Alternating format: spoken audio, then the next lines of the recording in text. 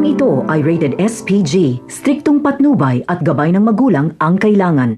Si Rigor mismo ang nakarecover sa patalim na isinaksak ni Miguelito kay David, kaya isinama nila ito ni Mando sa mga nakalap nilang ebidensya. Sa dami ng napatay sa bakbakan ay si David lang ang namatay na may 2 saksak, kaya iniisip ni Rigor na pinahirapan muna ni Tanggol si David bago ito patayin. Kaya matinding ganti ang naiisip ni Rigor. Gusto niyang makulong si Tanggol at pahirapan ito sa kulungan bago niya ito tapusin. Bubuo siya ng matibay na kaso laban kay Tanggol para maipakulong niya ito. Pero ang problema ni Rigor ay wala siyang ebidensya na si Tanggol nga ang pumatay kay David.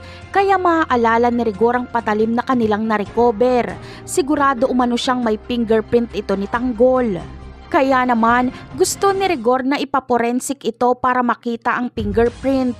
Pero magugulat si Rigor dahil hindi papayag si Colonel Romero at kalimutan na lang daw umano ni Rigor na may nangyaring inkwentro sa pagitan ng mga gerero at ni Tanggol. Ito kasi ang utos ni Roberto sa kanya. Hindi makakapayag si Rigor dahil hustisya ni David ang pinag-uusapan dito. Kaya naman, nanakawin ni Rigor ang patalim na nakatago sa Inleya.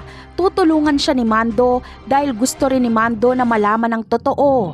Naniniwala kasi si Mando na hindi magagawa ni Tanggol na patayin si David. Sikretong ipapasuri nila ito sa mga eksperto at mabubulaga nga si Rigor sa magiging resulta dahil fingerprint ni Miguelito ang makikita.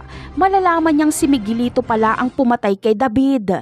Napakarami pa nating dapat abangan sa mga susunod na episode. Paalam!